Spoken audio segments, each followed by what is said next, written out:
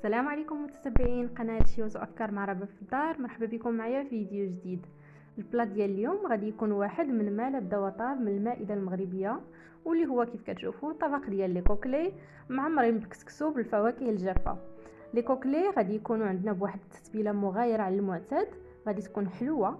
اما بالنسبه للسفه اللي غادي نرافقها مع البلا ديال اليوم فانا فايت ليا حضرتها معكم في فيديو سابق، غادي نخلي لكم الرابط في صندوق الوصف وحتى في الايل فوق. خليكم معايا حتى لاخر الفيديو باش تشوفوا طريقتي في لا ديكوراسيون ديال هذا البلا. فرجه ممتعه.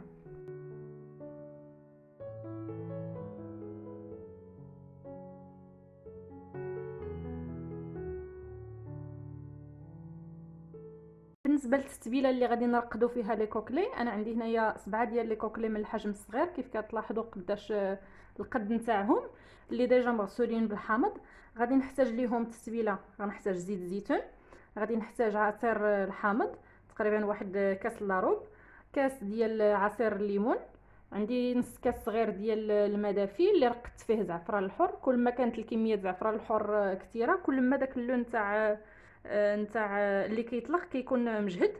عندي العسل الحره، الا ما كانتش متوفره العسل الحره تقدروا ديروا العاديه، غير من الافضل كيكون النكهه نتاع العسل الحره كتعطي واحد الطيبه زوينه في لي كوكلي. عندي السمن، غادي نحتاج هنايا النعناع اللي قطعته مزيان تخطقته، غادي نحتاج المعدنوس، غنحتاج الريحان. الا كان عندكم الريحان ماشي مجفف يعني طري يكون من الاحسن، انا ما متوفرش عندي اكتفيت هنايا بالمجفف. عندي الابزار واحد نصف ملعقه، عندي دقيق الثوم، بغيتو ديروا الثوم العادي يكون مزيان من الافضل ماشي مشكل، انا هنايا درت استعملت غير بودره الثوم.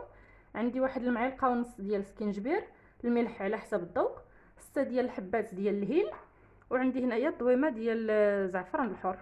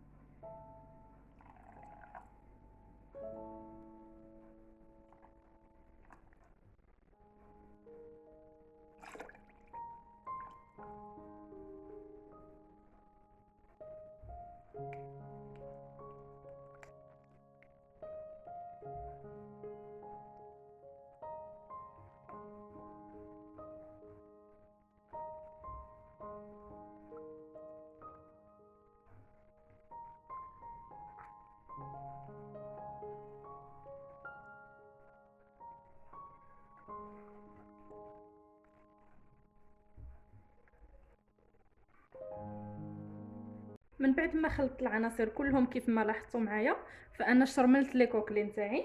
غادي ناخذ هنايا الكبده عندي ديال الدجاج، غادي نديرها في هاد الشرميله حتى هي، وغادي نديرها حتى هي معاهم باش حتى هي تشرب ليا هاد التتبيله اللي درنا. كتجي زوينه، ما تصوروش الريحه نتاعها، داك الريحه ديال الليمون مع الريحان مع النعناع كتجي رائعه بزاف. صافي من بعد غادي نخوي هاد التتبيله اللي بقات ليا كلها، غادي نخويها فوق لي كوكلي وغادي نغطيها ونخليها في الثلاجه على الاقل واحد 3 نتاع السوايع باش كتشرب مزيان هاد التتبيله اللي درنا ليها، وكتحيد من هذيك الريحه نتاع الزفوريه وكل شيء. ومن بعد نتلاقاو باش نطيبوها. هنايا انا غطيتها وغادي ندخلها للثلاجه ونخليها تشرب على الاقل واحد 3 ديال السوايع باش كتشرب مزيان هذيك التتبيله اللي درنا ليها، ومن بعد نتلاقاو باش نطيبوا لي كوكلي. اذا هنايا عندي تقريبا 300 غرام ديال اللوز اللي سلقته، من بعد خليته حتى نشف وقليته في الزيت وخليته حتى برد ليا، ومن بعد فانا هرمشته كيف كتلاحظوا مزيان. هنايا علاش قسمته غادي تشوفوا ثلاثه نتاع الاقسام تقريبا عندي في كل واحد 100 غرام. اول تبصيل انا غادي نديرو في الصفه، يعني غادي نزين به الصفه. ثاني تبصيل فانا غادي نديرو في الحشوه اللي غادي نديرها لي كوكلي مع كسكسو. اما ثالث واحد فانا غادي نصاوب معكم واحد الكويراس كيجيو معسلين باللوز والزبيب. خليكم معايا باش تشوفوا طريقه التحضير. بالنسبه للعماره اللي غادي نحتاجو لي كوكلي، فانا اختاريت باش نعمرها بكسكسو بالفواكه الجافه. اذا عندي هنايا واحد الكميه ديال الكسكسو، هنايا فورتو جوج نتاع التصفيرات حيت مازال غادي يتنفخ فاش يكون كيطيب لي كوكلي. عندي هنايا التمر مقطع. عندي ديك 100 غرام ديال اللوز اللي وريتكم قبيلات، مقليه ومدقوقه هكذا مهرمشه. عندي الزبيب اللي رطبته شويه ديال الماء. عندي هنايا الكرموس. عندي العسل، غادي نحتاج تقريبا شي 2 ديال المعالق كبار. عندي الفويتين اولا رقائق اللوز. عندي تقريبا واحد نصف ملعقه ديال القرفه. عندي شويه ديال المزهر، تقريبا شي 2 معالق كبار ديال المزهر. عندي القليل ديال المسكه الحره اللي مدقوقه مع شويه ديال السكر سنيده. عندي واحد 2 معالق كبار ديال الكوك مع 2 معالق كبار ديال الزنجلان. خديت واحد البول غادي ندير فيه الفواكه الجافه هي الاولى. غندير الزنجلان، غندير الكوك، غندير الفويتين، غادي ندير القرفه مع المسكه الحره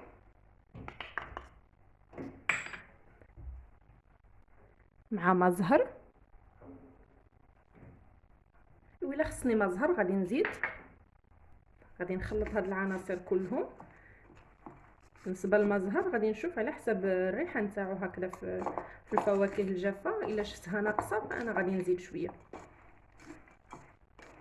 كنظن الريحه عاطيه ما كيحتاجش باش نزيد. غادي ندير 2 معالق كبار ديال العسل انا هنايا اختاريت العسل الحره. اللي ما متوفرش عنده غادي نعاودو نقولها، يقدر يدير العاديه، يقدر يدير سكر كلاصي. انا هنايا بغيت ندير العسل غير باش هكذا نحافظوا على ديك نتاع تقليديه. مادام اننا درنا كسكسو هذا بغيت نحافظ على ديك الصفه التقليديه صافي. باش اختاريت هنايا العسل الحره باش نديرها مع الفواكه الجافه، وحتى المذاق نتاعها كتعطي واحد المذاق زوين الكسكسو. صافي غادي نخلط هاد العناصر عاوتاني باش يتجمع ليا العسل، يعني يتلبس العسل بداك الفواكه الجافه كلها. وحتى الكوكو والزنجلان اللي درت ليه كيعطيه واحد المذاق زوين، هو اللي كيزيدوا واحد اللمسه هكذا نتاع البنه في كسكسو. كيف ما الا ما كانش متوفر تقدروا تستغناو عليه. بالنسبه للفواكه الجافه عندكم الاختيار ديروا اي فاكهه، تقدروا ديروا كاوكاو، تقدروا ديروا اللوز مثلا غير مقطع بلا ما تقليوه. هذا غير فاش كيكون مقلي وهكذا مهرمش كيعطي واحد المذاق زوين احسن من انه كيكون غير مقطع. اذا كيبقى كامل الاختيار لكم. صافي غادي نضيف هنايا كسكسو. هنايا فاش تكونوا كتضيفوا كسكسو من الاحسن انه الكميه ديال الفواكه الجافه تكون غالبه على كسكسو، باش فاش يكونوا هكذا ناسكم ياكلوا اولا ما يلقاوش كسكسو هكذا طاغي على المذاق ديال على هكذا الفواكه الجافه. صافي وغادي نخلط. صافي من بعد ما خليت هنايا الكوكلي خليته انا ليله كامله، ما خليتوش غير 3 ديال السوايع، كيزيد يطلق داك الماء ديالو هو. صافي انا غادي نبدا نعمرو كيف كتلاحظوا، غادي نعمرو بالحشوه. وحاولوا فاش تكونوا كتعمروا الحشوه ما تعمروهاش بزاف، لحقاش باقي غادي يطيب كسكسو وباقي غادي يتنفخ، باش ما تخرجش لكم الحشوه. غادي ندفع بهذه الطريقه ونعاود نزيد نعمر. صافي ما غاديش نزيد هنايا، نزيد هنايا شويه. صافي بهذه الطريقه هذه غادي نجمع هاد البلاصه وغادي نسدها بالكوردون. دائما حاولوا تسدوه مزيان. بغيتو تخيطوه خيطوه، كل واحد وكيفاش يبغي يجمع هاد الطريقه ديالو هكذا في السدان ديال الدجاج. صافي هنايا غادي نجيب واحد الخيط وغادي نحاول نجمع ليه هاد الجنيوحات ديالو مزيان ونعقد ونعاود ندور عليه باش كيتزيروا ما كيتحلش، وكتبقى ليا الكوكليه كيف ما حطيتها في الطنجره. غادي نعاود نقلب وغادي نعاود نجمع ليها الفخيضات حتى هي.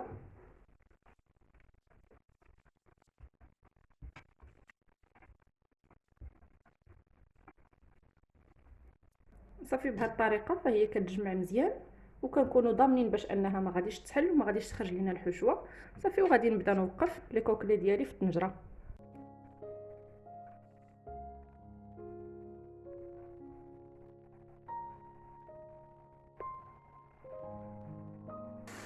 صافي من بعد ما ساليت الكميه كلها اللي عندي كيف ما كتلاحظوا، فانا رديته فوق من البوطه، وغادي نضيف فوق منه هذاك التتبيله اللي درنا ليه واللي كتبقى بهذه الطريقه مع دوك العناقات اللي حيدنا ليه.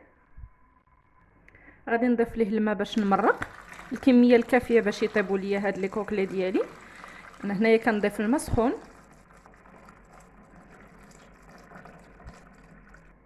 صافي وغادي نخليه غير تبدا تطلع فيه ديك الغليه، فانا غادي نضيف ليه البصله اللي ما شلطتهاش، غير قطعتها هكذا بشكل طوري شرائح بهذه الطريقه كيف كتلاحظوا. صافي غادي نضيفهم ليه وغادي نضيف ليه شويه ديال الزيت. لي كوكلي دغيا كيطيبوا تقريبا ديك ساعه ديال المكانه، وغادي نحيدهم ونديرهم في اللاطه باش ندخلهم للفران يتحمروا. صافي كيف كتلاحظوا هنايا فهي طلعت فيه الغليه. انا غادي نلوح هنايا دابا البصله، ما غاديش نلوحها فوق منه، غادي نلوحها غير في الجنيبات.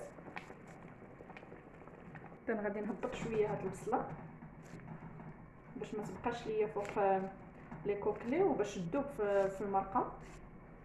صافي وغادي نضيف واحد الكاس لارب ديال الزيت مخلطه ما بين الزيت الروميه والزيت البلديه.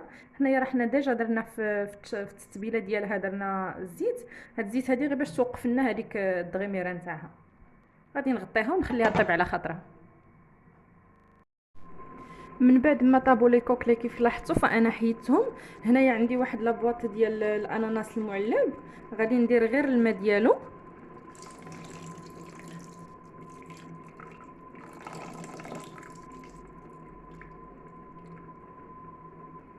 صافي غادي نحرك، ومن بعد فانا غادي نضيف هذيك الكبده اللي خليت، غادي نضيفها وما نحركش باش كتبقى ليا ديك الكبده صايمه. صافي انا هنايا خليتها حتى وقفات في زيتها، لاحظوا كيفاش كترجع مدغمره بزاف. صافي هنايا دابا فراها وجدات، انا غادي نطفي عليها البوطه. كيف كتلاحظوا هنايا من بعد ما طابوا ليا لي كوكلي فانا حيدتهم وخليتهم يستقطروا مزيان. من بعد درتهم في اللاطه اللي غتدخل الفران، ودرت لهم هنايا البابي كويسون، وغادي ندهنهم هكذا بواحد المعلقه ديال الزبده مع القليل ديال صويا صوص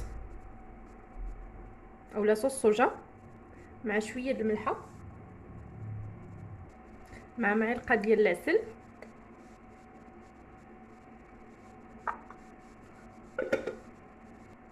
ومعلقه صغيره ديال لاموطار. غادي نحرك هاد العناصر هادو مزيان وغادي ندهنهم لهاد لي كوكلي، وعاد غادي ندخلهم للفران باش يتحمروا.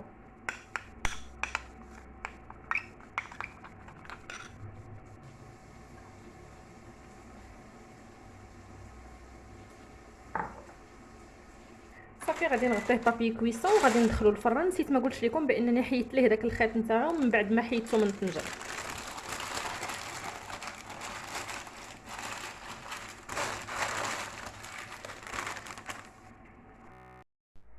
اذا كيف ما قلت عندي 100 غرام ديال اللوز، وهنايا عندي 100 غرام ديال الزبيب.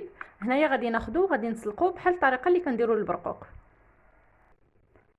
هنايا غادي ناخذ واحد الكاسرونه غادي ندير فيها غير شويه ديال الماء، وغادي ندير فيها الزبيب وغادي نردها فوق البوطه. فاش يبدا ينشف ليا هذا الماء هذا غادي نعسلها. غادي نزيد معها عويد ديال القرفه. كيف كتلاحظوا من بعد ما طاب الزبيب انا غادي نضيف ليه هنايا واحد طريف ديال الزبده مع واحد الرويس المعلقه ديال القرفه،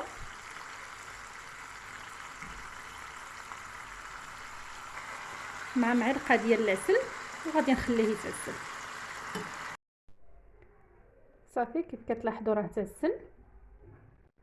خديت هنايا القطاعه وغادي نطقطقو مزيان. غادي نحيد ليه هاد العويد ديال القرفه وغادي نبدا نطقطقو غادي نضيف عليه من بعد هاد اللوز اللي خلينا، يعني داك 100 غرام، وغادي نعاود نمزج ما بيناتهم بنفس الطريقه. هنايا الا كان عندكم هكذا مثلا المهراز وبغيتو تستعملوا المهراز، ما كاين حتى شي مشكل. انا هاد الطريقه هذه غير باش يمتزجوا مع بعضياتهم مزيان. كيف كتلاحظوا الشكل ديالو كيفاش رجع. انا هنايا درت حدايا واحد شويه ديال الماء وغادي نبدا نفزق فيه يديا بحال هاد الطريقه هذه. علاش؟ غير باش ما يتلصقش ليا مع يديا. ومن بعد فانا غادي نبدا نشكل الكويرات بهذه الطريقه، بهذا الشكل هذا.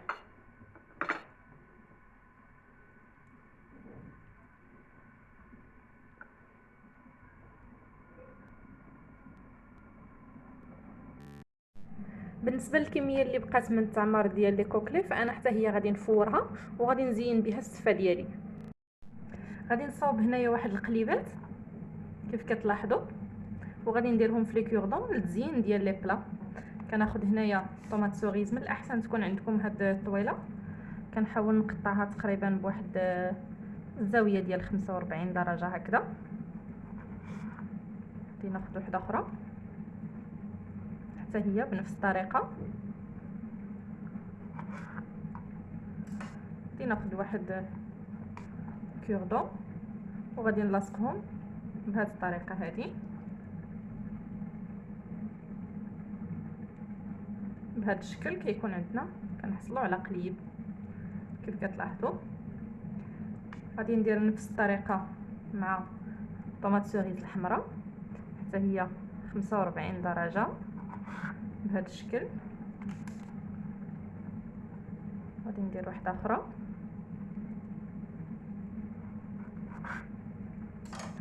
وغادي نلاقيهم، وغادي ندير كوردون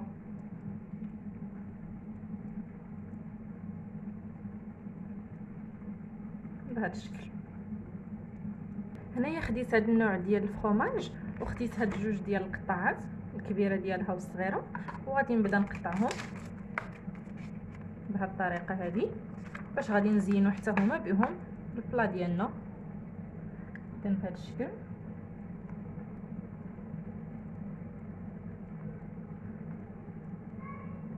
الشكل نتاعهم كيجي زوين كيف كتلاحظوا. وهادو هما الصغيورين ديالهم كيجيو زوينين، غادي نزينوهم فوق من لي كوكلي.